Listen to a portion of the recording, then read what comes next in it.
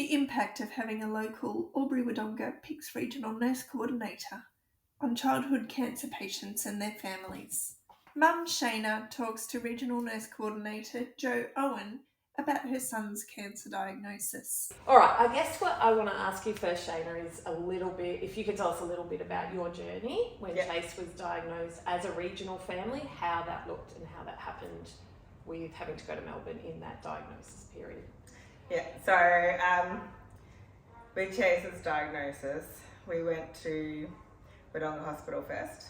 I thought he had a hernia in his belly, but it was actually an inflamed lymph node. They let us go home that night. Then we had to present to Albury Base in the morning, and then they got the results back from the bloods from the night before. And they said at this stage it looks like Chase may have leukemia. So we would like you to go home, organise your life, because you'll be staying in Melbourne for the next 6 months. Within an hour of Chase's cancer diagnosis, Shana had to organise, pack and drive more than 3 hours to Melbourne so Chase could start treatment the next day. We had our whole life obviously just ripped apart in that one moment. We had to organise 3 other children as well. So at the diagnosis in the morning in Albury, we had Mark, my mum and my sister-in-law, so that I could say, okay, this is what happened. Chase has cancer. We have to go to Melbourne for treatment. Cancer treatment planning and initial treatment commences at the Royal Children's Hospital or Monash Children's Hospital before regional families are referred to the PICS Regional Outreach and Shared Care Program. I remember one of my first questions was, how long does Chase have to live?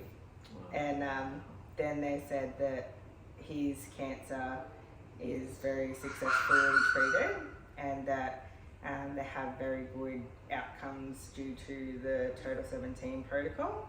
So he was placed on that protocol, but it means that because he is a T-cell ALL, that he has one of the strongest protocols, so it's a lot more involved. So other protocols don't need as much chemotherapy as other ones, but we did get it early enough where obviously the blood cancer travels around your whole body, but it didn't make any tumours within his body, so he didn't need any radiation.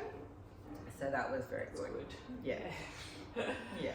It's huge. So your whole family within an hour had to... Yeah.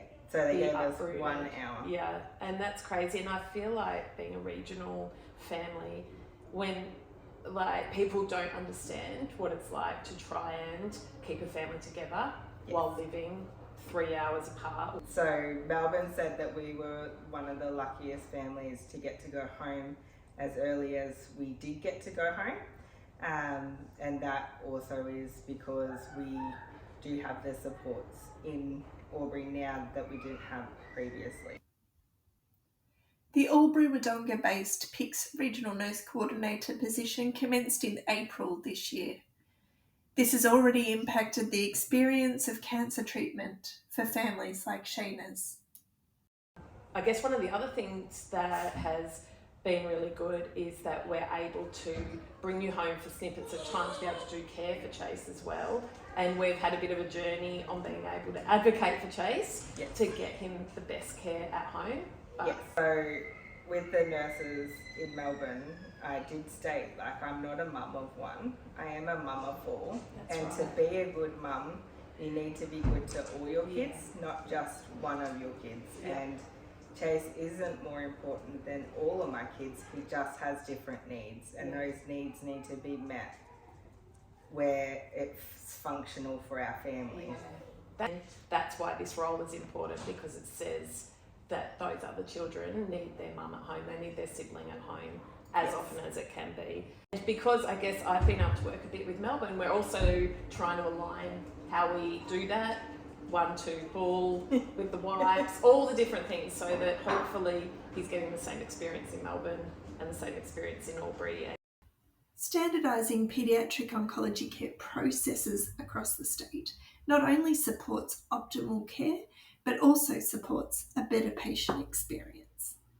It's really special for the amount of trauma that he has to go through, like even dressing changes, that's a weekly event.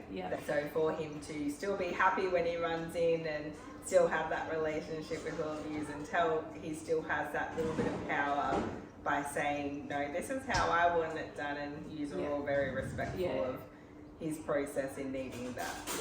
Shayna and Joe discussed the importance of regional coordination. Just having that extra support is also important for Chase. He knows you, he knows that you're the familiar person that looks after him. But yeah, I think it's more of the back and forwards and not having the support locally that you would have in Melbourne. But I can't physically live in Melbourne to have that support because I have 3 other children and my life is here. And their outcomes is just important as Chase's outcomes. 100%. And they have to go to school. We still have to have a roof over our heads. We still have to, life will still go on even after treatment. Yeah, that's so true. And even as I sit here, I can hear him playing. I think that, and like I just said to you, you've driven 3.5 hours yesterday afternoon to have 48 hours at home with your family together, and it's so worth it. And you know, I'm really glad that you can do that confidently, knowing that if anything does go wrong, hopefully nothing ever does, but you know that you can do it and you'll be okay, no matter how that looks. And like to have that 48 hours at home is enormous. So life still happens at home, but I go away for a minimal amount of time and then I come back and they're understanding, okay, well, this time the protocol beforehand I was gone for a month and that was a big deal.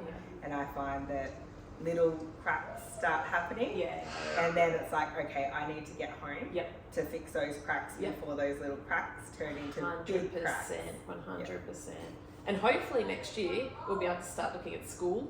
And they've got an amazing education team at Melbourne that will link him in, but I'm hoping that in my capacity too, that we might be able to, you know, facilitate half days, full day, however it looks, that with school on the horizon for him, some normality.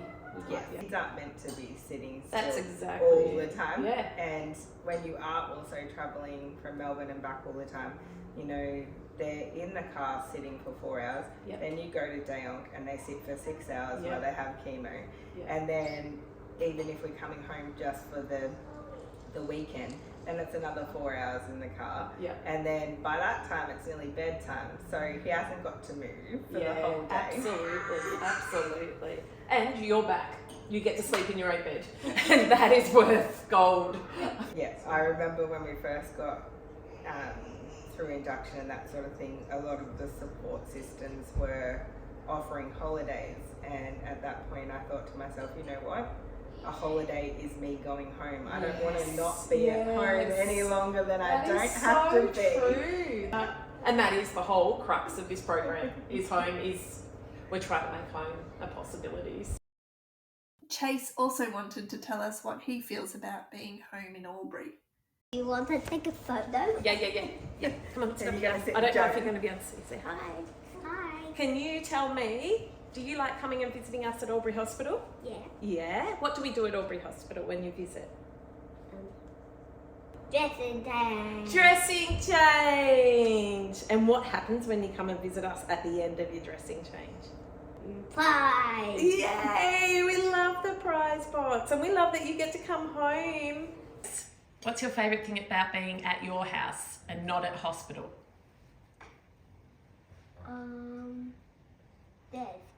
Dead. Yeah. You get to play with your brothers and sisters, don't you?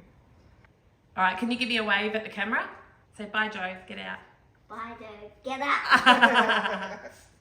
Thank you so much, Joe, Shayna and Chase.